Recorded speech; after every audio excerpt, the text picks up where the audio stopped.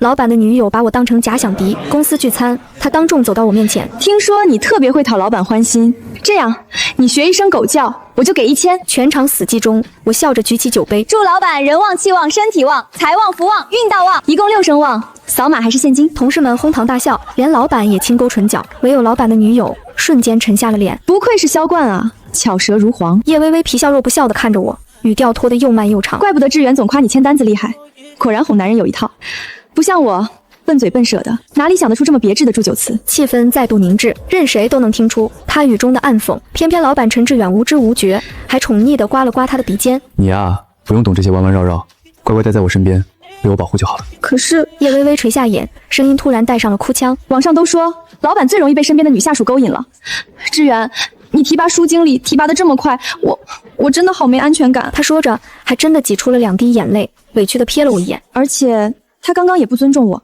人家只是喜欢小狗，想听几声狗叫逗个乐子，他却用那6声旺来敷衍我，根本没把我放在眼里。这话直接把我听笑了。他当众侮辱我，让我学狗叫，倒成了我的错。我深知和这种人纠缠，绝不能顺着他的思路徒劳自证。我放下酒杯，看向陈志远，老板，你女朋友绕了这么一大圈，从我的业务能力质疑到个人作风，该不会是想找个由头把这6000块钱赖掉吧？噗！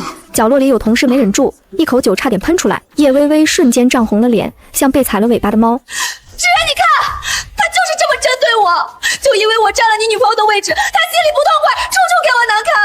陈志远立刻手忙脚乱地抱着他哄，然后皱着眉看向我。舒莹，他声音沉沉的，微微她年纪小，说话直，没什么坏心，你也是公司的老人了，就不能跟她好好说话，非要让她下不来台？他不耐烦地拿出手机，不就是6000块吗？我帮她给了。说着，他迅速操作转账，叶微微想拦都没拦住，脸上闪过一丝肉痛和懊恼。我的手机适时震动，屏幕亮起，到账6000元，用6000元买我一句哄他，划算。我冲叶微微举杯，勾起一个恰到好处的职业微笑，声音轻快：叶小姐放心，我这人向来公私分明，上班只为求财，毕竟上下级搞暧昧，多影响我赚钱的速度啊。话音落下，几个同事已经憋不住笑出了声。叶微微僵在陈志远怀里，脸色一阵青一阵白，那眼神恨不得当场把我生吞活剥。叶微微把我当成假想敌，不是1天2天了。她本是个粉丝寥寥的小网红，自从搭上陈志远，便以老板娘自居。公司里，但凡和陈志远多说几句话的女下属，都会收到他不动声色的死亡凝视。而我是他的头号怀疑对象，只因我是销售总监，直接向陈志远汇报，也因我从公司创立之初就跟着他一起打拼，这一层共同奋斗的情分，在叶微微眼里成了扎得最深的一根刺，所以他才会在今天当着所有人的面逼我学狗叫，用最原始粗暴的方式宣示他的女主人地位。我本以为今晚的闹剧到此为止，没想到散场时陈志远一句话又把我重新架到了火上。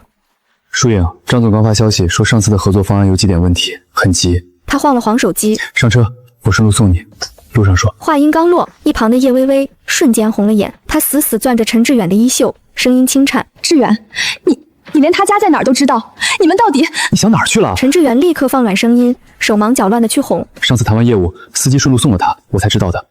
微微，这是工作。叶微微咬着唇，一副受了天大委屈却又强迫自己相信的样子，忍辱负重地点了点头。我只觉得太阳穴突突直跳，实在不想淌这趟浑水。陈总，我还是自己打车吧，工作的事儿明天公司再说。不行，对方催得急，今晚必须赶出来。我没办法，只得跟着他们走向停车场。刚到车边，好戏又开场了。叶微微一个箭步抢占了副驾，像守护王座一样坐下，然后扬起一个胜利者的微笑，对着窗外的我阴阳道：舒总监，不好意思哦，这是志远留给我的女朋友专属座，不能让给你。主要有些女人啊，就爱抢别人的副驾驶，以为坐了这个位置就象征了什么似的。他顿了顿，意有所指地叹了口气：哎，其实何必呢？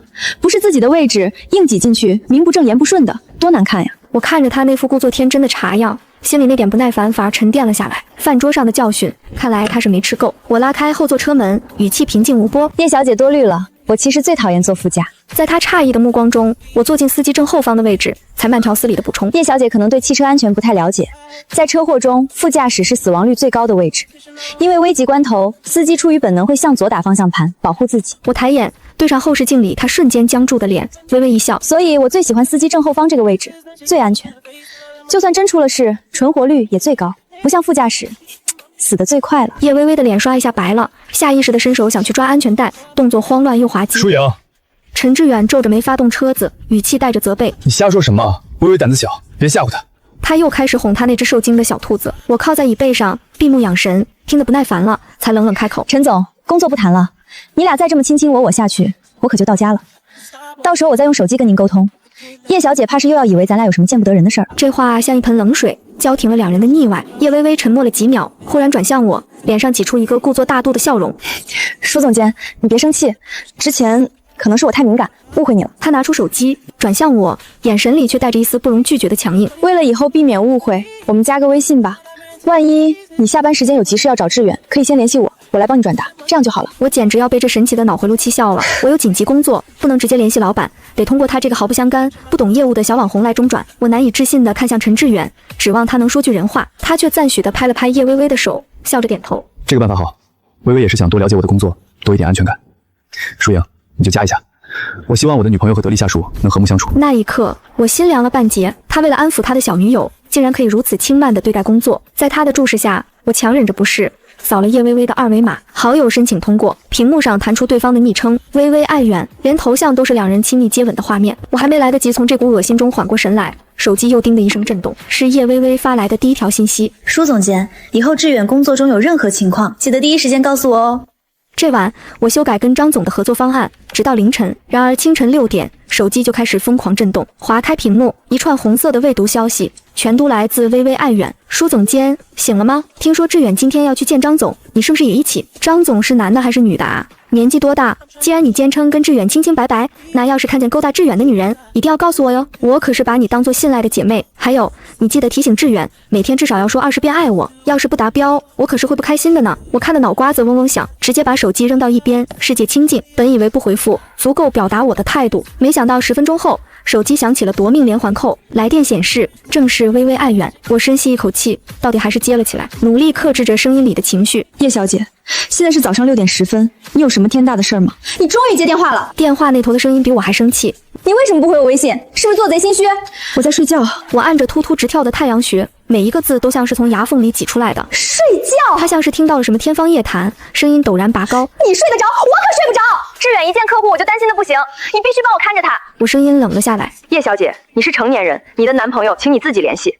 我没有义务，更没有时间做你的眼线。说完，我干脆利落地挂断电话。世界重归寂静，但我的睡意已被彻底驱散，索性起身冲了个澡，又把今天与张总的谈判材料重新检查了一遍。上午9点，我与陈志远准时抵达张总公司。刚踏入会议室，手机再次震动。微微爱远，舒总监，看到张总了吗？拍张照片给我看看呀。我瞥了一眼，不予理会。然而很快，消息接二连三的涌来。你不理我，是不是还在为昨天晚上的事生气？我知道你不高兴，我怀疑你。可我也是因为太爱志远了呀，你要是心里没鬼，就应该帮我。你想想，万一我跟志远闹脾气，影响他工作，损失的是公司的利益，你担得起这个责任吗？这是什么奇葩的脑回路？我强压着烦躁，指尖飞快地敲下4个字：开会，勿扰。随后直接将手机调成静音，塞进公文包最内层。张总是行业里的老前辈，行事作风以严谨高效著称，多年的合作下来，我早已摸透了他的脾性。私下里，我也没少在他夫人和女儿身上下功夫，从限量版的丝巾到音乐会的门票，人情做到位，生意自然顺水推舟。所以这场谈判虽有交锋，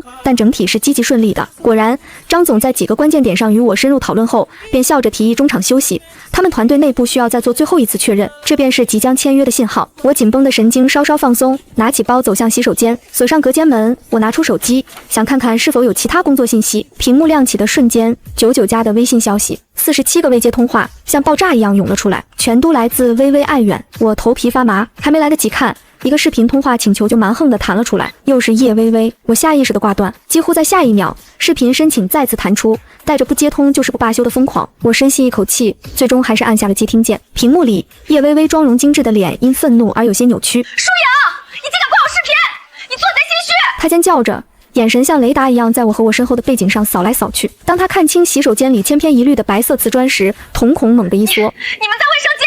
她的声音陡然拔高，充满了捉奸在床的狂怒和难以置信。你疯了，贱人！你还要不要脸？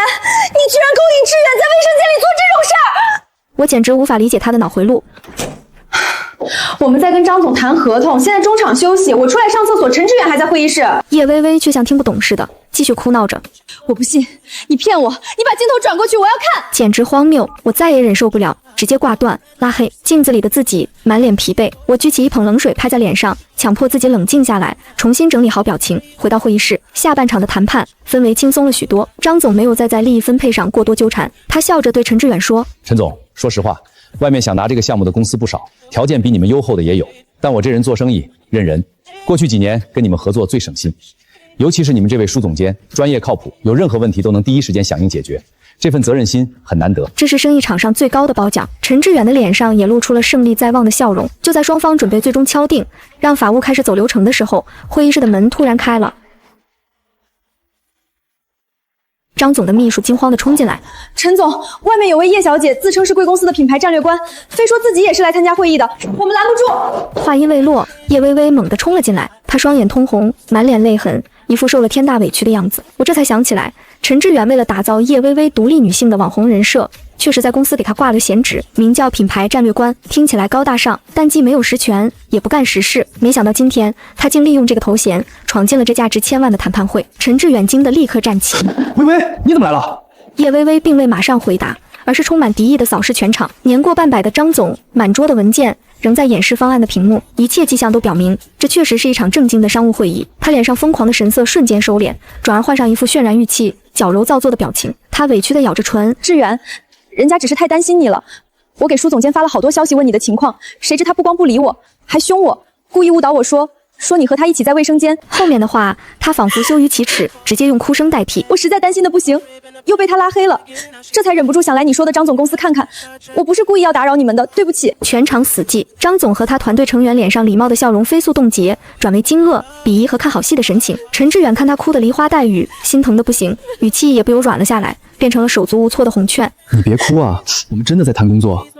输赢他就是中途去上个厕所，我可是一直待在会议室，你别胡思乱想。他哄着怀里的女友，一转身却将枪口对准了我。他眉头紧锁，语气里满是责备。你怎么回事，输赢？你明知道微微她敏感，爱胡思乱想，她给你发消息你就回一句，能怎么了？她打你电话你接一下不就行了？非要拉黑她，这不是故意刺激她吗？我看着他，像是第一天认识他一样，我难以置信地开口：“陈总，我们刚才在谈一份价值上千万的合同，你却让我分心去安抚你的女朋友。合同重要，微微的情绪就不重要吗？她也是太在乎我了。你作为公司的老人，又是我的得力干将，就不能帮我分担一下，安抚好她吗？非要弄得这么鸡飞狗跳。”他居然把这一切的责任强行推在了我身上。我看着他那张写满责怪的脸，听着他这荒谬的质问，心底最后一丝情分也消耗殆尽。我拿出手机，当着所有人的面按亮，点开，屏幕上赫然是叶微微那上百条未读信息和未接视频。陈总，请问这上百条的骚扰信息，几十个夺命连环 call， 我要怎么安抚？是应该在谈判桌上接起他的视频，向他直播我们的会议进程，还是应该在洗手间里向他360度展示我上厕所的画面，以证明我的清白？我每一个字都像一记耳光扇在陈志远脸上，他的脸色一阵红一阵白，难看到了极点。叶微微见势不妙，立刻捂住心口，声音虚弱：“志远，你看他好凶啊，他就是故意针对我，就是见不得我们好，我被他气得头好晕。”说着，他眼皮一翻，身子软软的就往地上倒。微微，陈志远惊呼一声，再也顾不得其他，一个箭步冲过去，将不堪重负的叶微微打横抱起。他抱着她，匆匆往外走，经过我身边时，甚至没看我一眼，只从牙缝里挤出一句话：“我必须送微微去医院。张总这边，你稳住。”会议室里只剩下死一般的寂静。张总的脸色已经从看戏的玩味变成了毫不掩饰的愠怒，他声音低沉：“舒总监，看来贵公司的家务事儿比我们这千万级的合同要紧得多啊。”他的语气已经没了之前的热络，只剩下商人的审慎和疏离。这份合约，贵公司到底还有没有诚意签？说句实话，如果不是看在你过去几年表现出的专业和诚意上，今天这出闹剧已经足够让我把你们公司列入黑名单了。一股冰冷的疲惫感席卷了我全身。我为了这个项目付出的所有心血，我多年来苦心经营的客户关系，在这一刻都因为一个愚蠢的女人和一个更愚蠢的男人变得摇摇欲坠。我深吸一口气，在吐出时，胸口那团翻涌的怒火与失望竟奇迹般的平息了，取而代之的是一种前所未有的清醒和决绝。张总，抱歉，让您见笑了。我迎上他审视的目光，脸上重新浮现出镇定而专业的笑容，伸手将面前那份即将敲定的合同缓缓推到了一旁，空气仿佛凝固了一瞬。我清晰地开口：“签，当然要签。不过我们换一种形式签。”我从张总的公司离开时已是3个的时候，深秋的风卷着枯黄的梧桐叶在广场打转，指尖还留着钢笔的冰凉。铅灰色的天空压得很低，像一块沉甸甸的幕布，罩住了城市的喧嚣，也罩住了我翻涌的心绪。刚才会议室里的画面在脑海里反复回放，张总那句带着愠怒的话句句扎心。舒总监，贵公司的家务事比我们千万级的合同要紧得多。他眼神里的失望与疏离，像一把钝刀，慢慢割着我3年来对这家公司的所有付出。连续10几个小时的高强度工作，早已耗尽了所有精力。拦下一辆出租车，报出创智大厦的地址。我靠在后座，闭上眼，疲惫地吐出一口气。车窗玻璃映出我眼底的红血丝。我想起陈志远抱着叶微微匆匆离开的背影，他甚至没有回头看我一眼，没有一句抱歉，只留下冷冰冰的你稳住，稳住。一份准备了3个月，关乎公司下半年生死的合同，就因为他无理取闹的女朋友差点泡汤，而我不仅要收拾烂摊子，还要承受客户的质疑。我自嘲地笑了笑。创业3年，我陪着陈志远从10几平米的出租屋起步，每天只睡4个小时，分食1桶泡面，为了一个客户跑遍大半个城市。那时他拍着我的肩膀说：“疏影，我们是过命的兄弟，等公司做大了，我绝不会亏待你。”可如今公司做大了，他却变成了被爱情冲昏头脑、是非不分的老板，而我这个曾经的兄弟，不过是他用来安抚女友情绪、随时可以牺牲的工具人。走进大厅，前台小姑娘欲言又止的眼神让我心里一沉。电梯门合上，金属内壁映出我苍白疲惫的脸。电梯数字跳动，我的心也一点点沉下去。叮的一声，电梯门打开，原本窃窃私语的办公区瞬间安静，所有目光都投向我，里面有担忧，有愤慨，唯独没有幸灾乐祸。看着这些并肩作战的同事，我心里涌起一股暖流。聊什么呢？这么激动？徒弟小雅快步走过来，脸涨得通红。老大，你看看，叶微微刚发的社交动态，她阴阳的就是你。我接过手机，屏幕上是叶微微的个人主页，头像是她和陈志远的接吻照，昵称微微爱远。最新一条笔记发布于1小时前，正是陈志远抱她去医院的时间。配图是精心修过的照片 ，VIP 病房里，陈志远温柔地为她削苹果，她靠在床头，泪痕未干却眼神得意。文案更是一场精心编排的绿茶大戏，总有些女牛马想借着工作的名义抢我老公，可惜啊，他心里只有我。今天为了送我来医院，连几千万的合同都不要了呢。更可笑的是，那个女牛马为了挑拨我们，故意说她在卫生间跟我老公鬼混。幸好我坚定相信我的爱人，看他这不正陪着我吗？爱心，工作再努力有什么用？老公还不是只爱我一个？嘻嘻，亲亲我的好老公。这条动态已有几百条评论，热度还在攀升。心机女下属职场狐狸精的骂声一片，而叶微微把每一条辱骂我的评论都点了赞。那些红色的小爱心像刺眼的烙印灼烧着我的眼睛，向上滑动。昨天的2条动态赫然在目，今天在饭局上教训了个想勾引我老公的女牛马，让他学狗叫他就得乖乖叫。没办法，谁让我是老板娘呢？打工的就该有打工的自觉，分清主仆最重要。散场了还想蹭车抢我的专属副驾，真是不知廉耻。还好我机智把他赶去了后座，副驾永远是我的专属宝座。看着这些颠倒黑白的文字，我没有想象中的愤怒，只觉得荒谬可笑。他把我的当众反击说成乖乖学狗叫，把自己抢占副驾的幼稚行为说成机智护肤，把大闹谈判现场的闹剧说成我故意挑拨。他把每一次交锋都扭曲成正宫斗小三的爽文戏码，而我就是那个上蹿下跳的女牛马。小雅气得浑身发抖。老大，他完全是胡说八道，我现在就去评论区骂他。别去，你们去一个他拉黑一个，只会给他徒增热度。现在的网友只愿意相信他们想相信的。那就任他泼脏水吗？公司里哪个女生没被他当成假想敌过？他自己像疯狗一样到处咬人，现在还倒打一耙。周围的同事纷纷附和，老员工王姐叹气，上次我就给陈总递了份文件，被他在茶水间阴阳了半个小时，说我眼神勾人。实习生小李怯生生地说，昨天我看到他偷偷把你的水杯扔了，换成了破塑料杯。陈总也真是，怎么一沾上叶微微就跟被下了降头一样。我走到窗边，看着楼下的车流，轻轻叹气。或许他不是变了，只是以前需要我们同甘共苦，才不得不伪装。现在公司站稳了，他就可以展露本性了。一个胆大的销售忍不住说，老大，你要是跳槽，我们都跟你走。这些都是我一手带出来的人，他们的信任是我在这家公司仅存的珍贵东西，但我不能冲动，现在走太便宜陈志远和叶微微了。别瞎想，先做好手头的工作，其他的我自有安排。就在这时，手机响了，看来屏幕上跳动着陈志远3个字，看来他终于把他的小兔子哄睡着了。我示意大家散了，深吸一口气，接起电话。喂，疏影。他的声音带着慵懒和不耐烦。张总那边怎么样？合同在走流程了吗？没有，张总说需要重新考量。重新考量？条款都谈妥了，临门一脚你都能搞砸？疏影，你到底怎么做事的？陈总，合同为什么搞砸？您真的不清楚吗？张总质疑的是我们公司管理的专业性，以及您这位老板对工作的基本尊重。那还不是因为你，都怪你没安抚好微微的情绪。他本来就敏感，你还故意拉黑他，刺激他，才导致合同没签成。这番荒谬的指责让我觉得可笑，连争辩的力气都没有了。哦，原来是这样。陈总的理解能力真是超凡脱俗。你这是什么态度？那些难啃的客户你都能拿下，为什么偏偏对微微没耐心？说白了，你就是看不惯他。我劝你别小想不属于你的东西，你那些小心思已经伤害到微微了。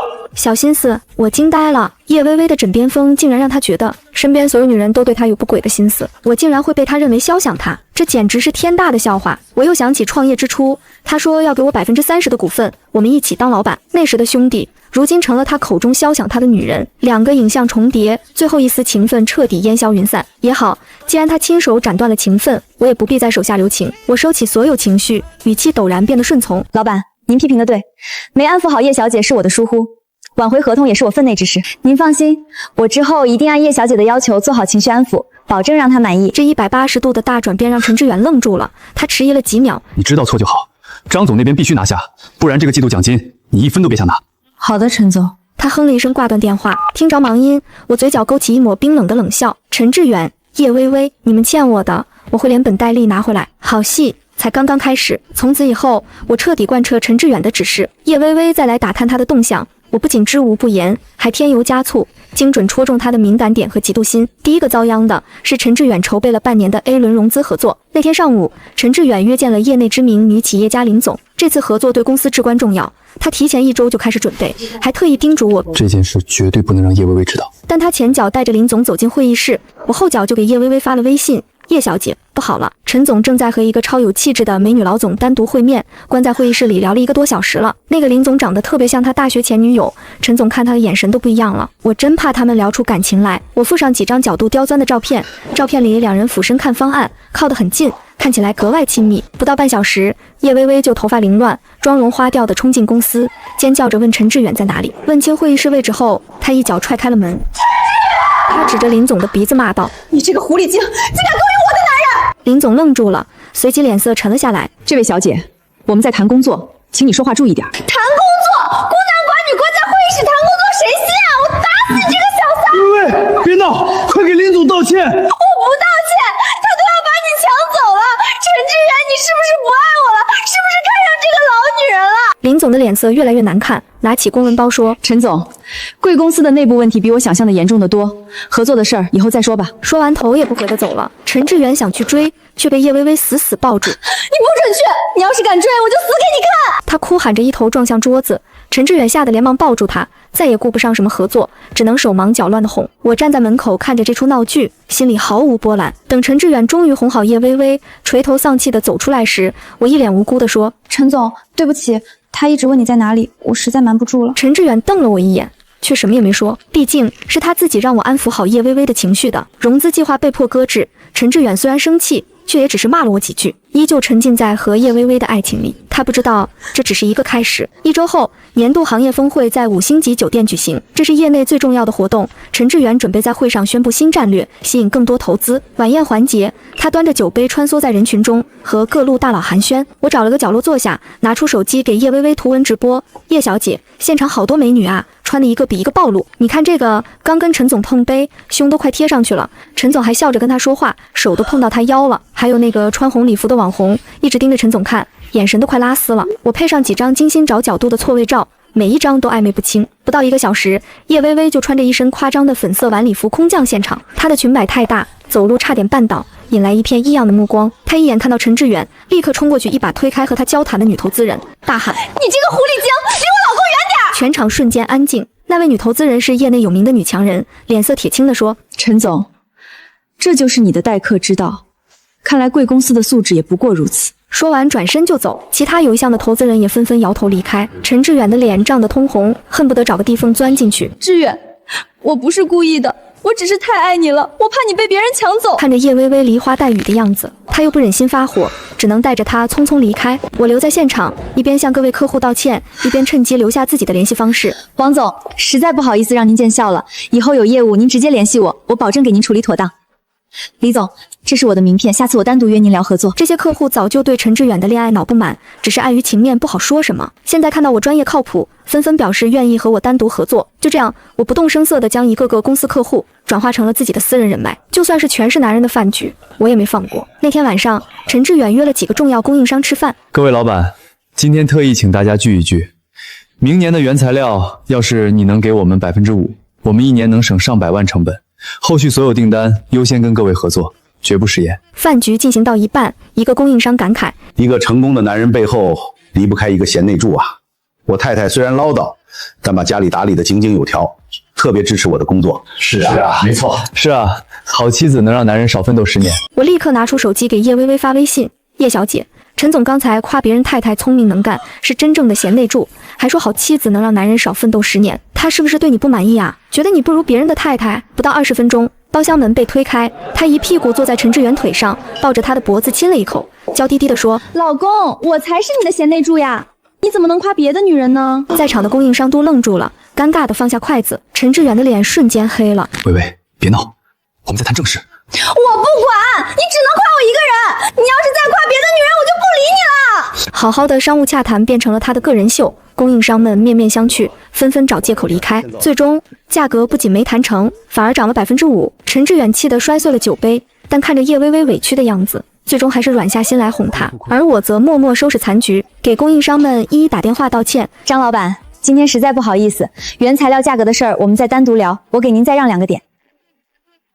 刘总，以后合作我亲自跟进，绝对不会再出这种事。一次又一次，陈志远冲冠一怒为红颜，抛下客户和项目去哄叶微微，然后把烂摊子甩给我，我毫无怨言的照单全收。只是以前是为了公司，现在是为了我自己。这些客户本就是我一个一个跑下来的，对我十分认可。如今陈志远作死，我便顺理成章的将自己与公司切割，把被他推远的客户一个个转化成只认我输赢的私人人脉。叶微微闹的次数多了，公司业绩一落千丈，新客户一个没签，老客户纷纷流失，账上越来越紧张，连员工工资都快发不出来了。陈志远就算再恋爱脑，也终于察觉到了不对劲。这天上午，他把我叫进办公室，里面乱糟糟的，文件扔得到处都是，烟灰缸堆满了烟头，空气里弥漫着浓重的烟味。陈志远头发凌乱，眼底布满红血丝，看起来憔悴不堪。看到我进来，他猛地将一沓报表摔在地上。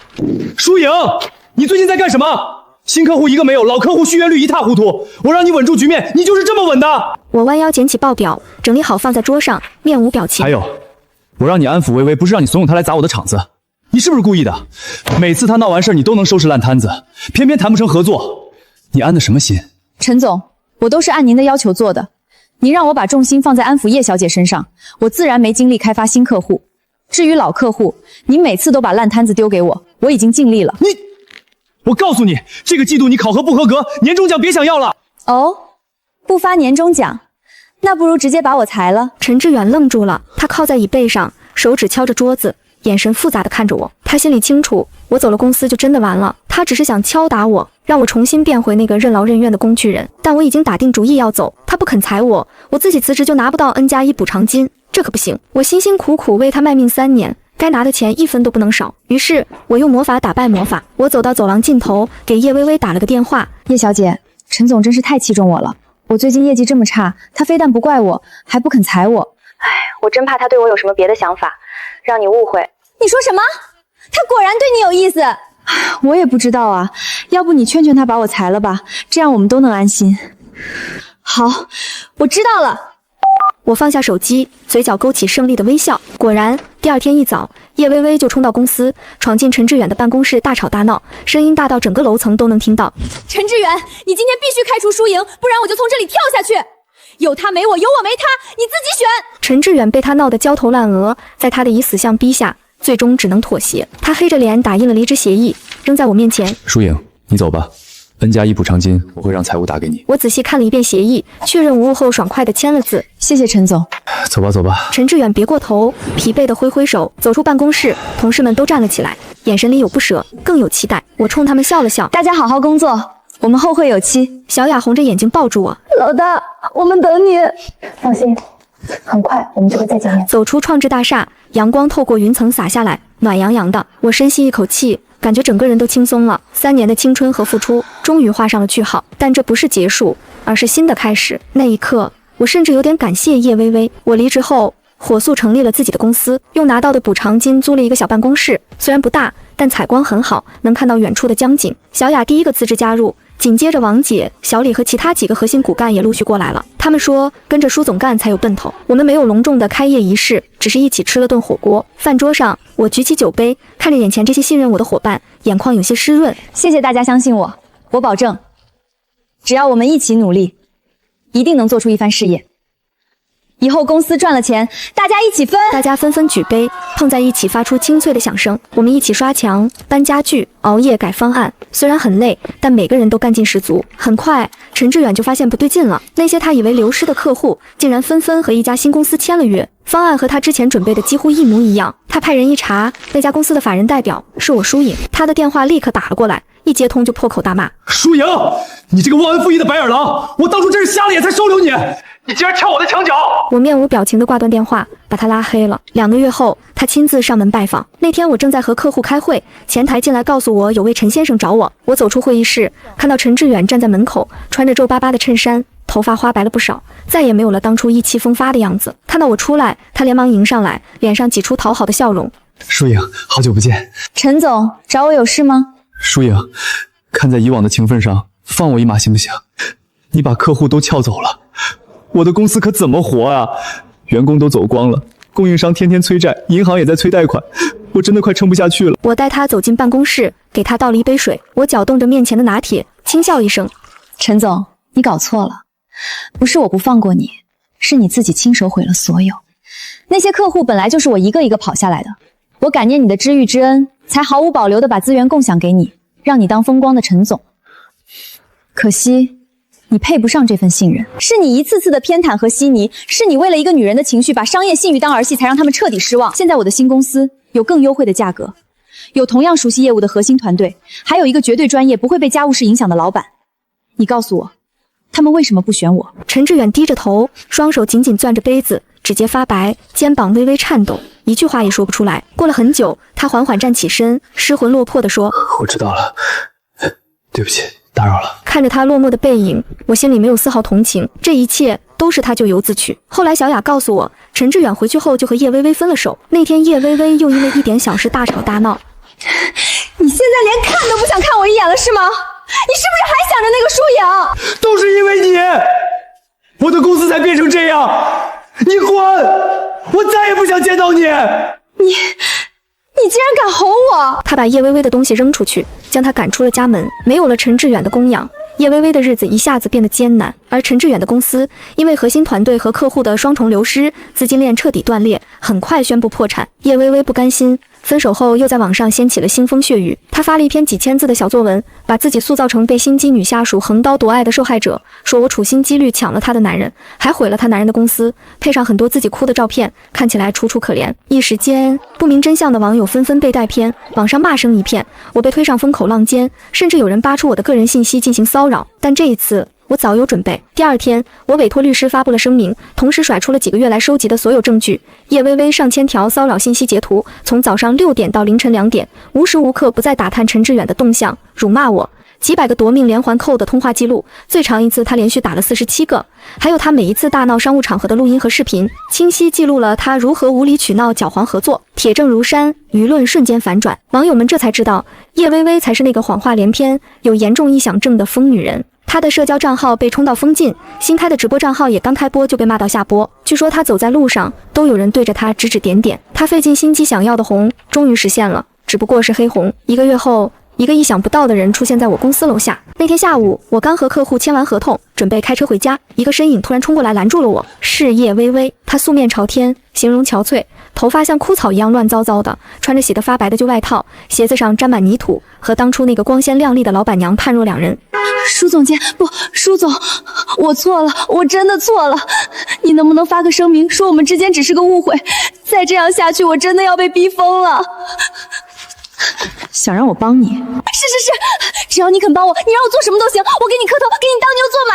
可以啊，你学一声狗叫，我就考虑考虑。他的脸刷一下白了，屈辱、震惊、怨毒在他脸上交织。这不是那个网暴舒总的女的吗？眼泪在眼眶里打转，却不敢掉下来。周围渐渐围过来看热闹的人，对着他指指点点。这不是那个网暴舒总的女的吗？就是她，当初让舒总学狗叫，现在轮到她了，真是报应。听着周围的议论，叶薇薇的身体微微颤抖，她犹豫了很久，最终还是慢慢低下了头，从喉咙里发出一个微弱又干涩的声音。声音很小，像蚊子叫，但周围的人都听到了，发出一阵哄笑。我摇了摇头，俯下身在他耳边轻声说：你看，你叫其实一点也不好听，当初你想要的不是乐子，只是想看我低头，现在我也一样。我直起身，从包里掏出1000块钱扔在他面前的地上，一声狗叫，1000块，跟他当初的价码一样。这是你应得的。说完，我不再看他一眼，转身坐上了车。车子缓缓驶离，我从后视镜里看到叶微微蹲在地上抱着头痛哭，地上的1000块钱被风吹得四处飘散。至于陈志远，我听说他破产后四处碰壁，昔日的朋友都对他避之不及。他卖掉房子车子还清债务，然后去了外地，再也没有了消息。他终究为自己的愚蠢和傲慢付出了代价。如今1年过去了，我的公司已经步入正轨，发展得风生水起。我们搬到了更大的写字楼，员工从最初的几个人变成了几十个人。曾经跟随我的伙伴们都成了公司的中流砥柱，拿到了丰厚的分红。我们一起在全新的战场上拼杀，未来清晰而明亮。偶尔会听到一些关于陈志远和叶微微的消息，说他们过得如何落魄，但我早已不再关心。回望来路，我清楚地知道，真正的强者从不会把时间浪费在假想敌身上，他们的目光永远投向更广阔的战场。而那些热衷于在泥潭里打滚，把所有人都当成假想敌的人，终将被他们亲手制造的泥沼彻底吞噬。1年后的深秋，我的公司影创营销拿下了城东 CBD 地标项目的全案推广权。小雅举着香槟凑到我身边，眼睛亮得像星星。老大，这可是8000万的单子，咱们现在可是业内响当当的黑马了。我笑着碰了碰他的杯子，目光扫过落地窗外璀璨的城市夜景。从最初5个人的小办公室，到如今占据整层写字楼，拥有近100名员工的行业新锐。不过短短1年，那些曾经打不倒我的，终究都成了我向上的台阶。可我没想到，平静的水面下早已暗流涌动。庆功宴结束的第2天，我刚到公司，就被铺天盖地的负面新闻砸了个措手不及。各大财经论坛和社交平台同时出现了大量帖子，标题触目惊心，揭秘影创营销发家史，靠窃取前东家机密上位的白眼狼女老板的上位录，撬走客户，逼死老东家，如今身价1000万。帖子里附上了大量证据，几张模糊的旧公司内部文档截图，被篡改过的邮件往来，还有一段掐头去尾的录音，声称我当年在陈志远公司任职期间，就偷偷复制了所有客户资料和核心方案，为离职创业做准备。更恶毒的是，帖子里还翻出了叶微微之前的小作文，添油加醋地说我不仅抢了叶微微的男朋友，还处心积虑毁了陈志远的公司，是个不折不扣的职场毒妇。舆论瞬间发酵，井号输赢，商业窃贼井号的话题很快冲上了热搜，评论区里不明真相的网友骂声一片。更糟糕的是，我们正在跟进的3个重要项目全部被叫停，其中包括已经谈得差不多的城西文旅城10亿级推广案。甲方负责人语气冰冷地告诉我，舒总，不是我们不信你，只是现在舆论压力太大，我们不能冒险和有争议的公司合作。城西文旅城的项目暂时暂停。供应商们也闻风而动，纷纷上门要求提前结算货款。公司账户的流动资金本就大部分投入了地标项目，一时间资金链岌岌可危。办公区里一片愁云惨雾，小雅急得团团转。老大，这肯定是有人故意搞我们，这些截图都是假的，我们根本没偷过任何东西。我坐在办公桌前，手指轻轻敲击着桌面，目光落在那些所谓的证据上。这些文档的格式和排版我太熟悉了。是陈志远，他不是破产后去外地了吗？怎么会突然冒出来？他从来就没真正消失过。一个习惯了当老板被人捧着的人，怎么可能甘心一辈子落魄？他肯定是憋着一口气，等着找机会报复。果然，当天下午我就接到了一个陌生号码的来电，电话那头是陈志远阴恻恻的声音：舒颖，没想到吧，我又回来了。你抢走我的一切，现在我要让你加倍还回来。陈志远，那些证据都是你伪造的，你以为能瞒多久？伪造？谁会信你？现在所有人都觉得你是个小偷，只要我再加点料，你的公司很快就会和我的一样破产清算。你想怎么样？很简单，把你公司51%的股份转给我，再公开向我和微微道歉，我就撤掉所有黑料，放你一马。否则，我就让你身败名裂，永远翻不了身。我直接挂断了电话，将号码拉黑。接下来的几天，黑料愈演愈烈。我真的没想到，我一手提拔起来的人会这样背叛我。他偷走了我所有的客户和方案，毁了我10几年的心血啊！他不仅抢了我的男朋友，毁了我的家，还找人打我。我现在连个住的地方都没有，真的活不下去了。两人一唱一和，将自己塑造成了被我迫害的可怜人，博取了大量同情。公司的处境越来越艰难，已经有员工开始递交辞职信，连几个跟着我从老公司出来的老员工脸上也露出了犹豫的神色。小雅急得满嘴起泡。老大，我们不能再坐以待毙了，赶紧发声明澄清吧，再这样下去公司真的要完了。现在发声明没用，陈志远已经把舆论带偏了，我们说什么都会被当成狡辩。要想彻底打垮他，必须拿出能让他万劫不复的证据。就在我紧锣密鼓地收集陈志远伪造证据的线索时，一个意想不到的人找到了我。那天晚上，我加班到很晚，正准备离开公司，前台突然打来电话：舒总，楼下有位叶小姐非要见您，说有关于陈志远的重要事情要告诉你。我心里咯噔一下，立刻猜到这可能是个圈套，但我也清楚，这或许是我唯一能拿到陈志远犯罪证据的机会。我让小雅和律师在楼下的车里等着，随时准备报警，然后独自走进了会客室。叶微微坐在沙发上，比上次见面时更加憔悴，头发枯黄，眼神涣散，脸上还有一道清晰的巴掌印。看到我进来，她扑通一声跪在了地上，眼泪瞬间流了下来。舒总，我错了，我真的错了，求你救救我！我站在原地，冷冷地看着他。你又想耍什么花样？不是的，这次是真的。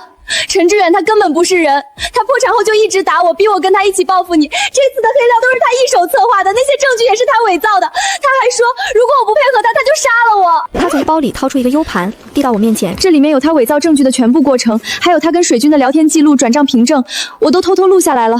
舒总，我把这些都给你，求你放过我，让我离开他好不好？我看着他手里的 U 盘，心里充满了警惕。就在我伸手准备去接的时候，会客室的门突然被猛地推开，陈志远带着10几个记者冲了进来，闪光灯瞬间亮成一片。舒颖，你果然还是上当了，这下人赃并获，我看你还有什么话说。记者们蜂拥而上。舒总，请问您真的收买证人了吗？您承认制商业盗窃行为了吗？您打算怎么回应陈先生的指控？叶微微立刻换了一副嘴脸，扑到陈志远怀里，哭着说：志远，对不起，我没能抵住他的诱惑，他给我10万块让我诬陷你。舒颖，这下你还有什么话说？明天所有的报纸头条都会是你收买证人的新闻，你的公司彻底完了。看着他们拙劣的表演，我突然笑了。我缓缓掏出手机，按下了播放键。这次的黑料都是他一手策划的，那些证据也是他伪造的。他还说，如果我不配合他，他就杀了我。这里面有他伪造证据的全部过程，还有他跟水军的聊天记录、转账凭证，我都偷偷录下来了。舒总，我把这些都给你，求你放过我。记者们也愣住了，手里的话筒停在半空中，随即纷纷调转方向，对着两人疯狂拍照。你竟然录音了！我当然要录音，不然怎么能让大家看清楚你们两个到底有多虚伪？就在这时，会客室的门再次被推开，几名警察走了进来。陈志远、叶微微，我们接到报案，你们涉嫌伪造证据、敲诈勒索、诽谤他人，现在请跟我们走一趟。陈志远彻底慌了，他转身想跑，却被警察一把按住。叶微微瘫坐在地上，面如死灰。警察带走两人的时候，陈志远突然回头，歇斯底里地大喊：舒颖，我不会放过你的，我做鬼也不会放过你。我看着他被押走的背影，心里没有丝毫波澜。第二天，我召开了新闻发布会，会上我不仅公布了陈志远伪造证据、设局陷害我的全部录音和视频，还拿出了他当年在原公司任职期间挪用公司资金给叶微微买奢侈品、偷税漏税高达数百万的铁证，铁证如山，舆论彻底反转，网友们纷纷为我鸣不平，痛骂陈志远和叶微微是一对人渣。之前暂停合作的甲方们纷纷主动联系我，城西文旅城的负责人更是亲自登门道歉，当场和我签订了10亿级的推广合同。3个月后，法院做出了一审判决，陈志远因犯偷税漏税罪、敲诈勒索罪、诽谤罪，数罪并罚，被判处有期徒刑7年。叶微微因情节较轻，且有立功表现揭发了陈志远部分偷税漏税的事实，被判处有期徒刑6个月，缓刑1年。判决下来的那天，小雅拿着判决书冲进我的办公室，兴奋地说：老大，终于结束了，他们终于得到了应有的惩罚。是啊，终于结束了，那些曾经的恩怨、伤害、背叛，都随着这场判决烟消云散。我没有沉溺于报复的快感，因为我知道真正的成功不是把别人踩在脚下，而是不断超越自己，走向更高的地方。如今影创营销已经成为了业内顶尖的营销公司，我们的业务拓展到了全国多个城市。我依然每天忙碌，带着我的团队攻克一个又一个难关。偶尔有人会提起陈志远和叶微微，问我有没有后悔过当初的决定，我总是笑着摇摇头，我从不后悔，因为那些打不倒我的，终将使我更加强大。